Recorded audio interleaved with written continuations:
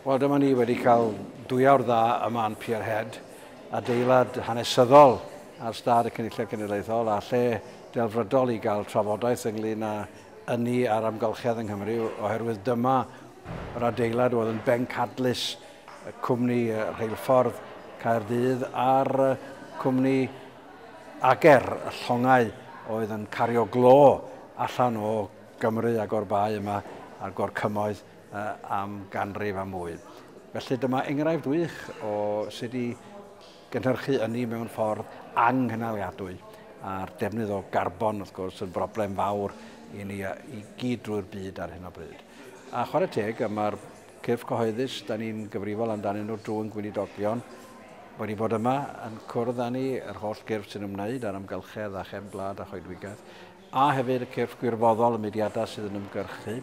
a'r bobl sydd yn cynnig gwasanaeth cynghori yn yr ardaloedd gwledig, a'r mudiadau, yr elusennau mawr sydd yn rhan o'r bartneriaeth yng nghefn-gwlad. A maen nhw gyd wedi bod yn cyfrannu i'r broses o edrych ar sut gallwn ni greu Cymru fwy cynaliadwy ar y blaned hon. Ac os gynnwch chi rhyw gyfraniad, ydych chi'n teimlo bod chi'n awyddus i wneud, un ymchwiliad ni ynglyn â'r amgylchedd neu unrhyw ran o waith y Pwyllgor hwn, mae croeso chi gysylltu â ni mwyn i ni gyd deimlo'n bod ni'n gwneud yn rhan i wireddu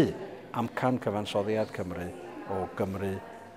lle mae datblygiad cynaliadwy yn ganolog i'w bywyd. Cynulliad Cenedlaethol Cymru yw'r corff sy'n cael ei ethol yn ddemocrataidd i gynrychioli buddiannau Cymru a'i phobl, i ddeddfu ar gyfer Cymru ac i ddwyn Llywodraeth Cymru i gyfrif.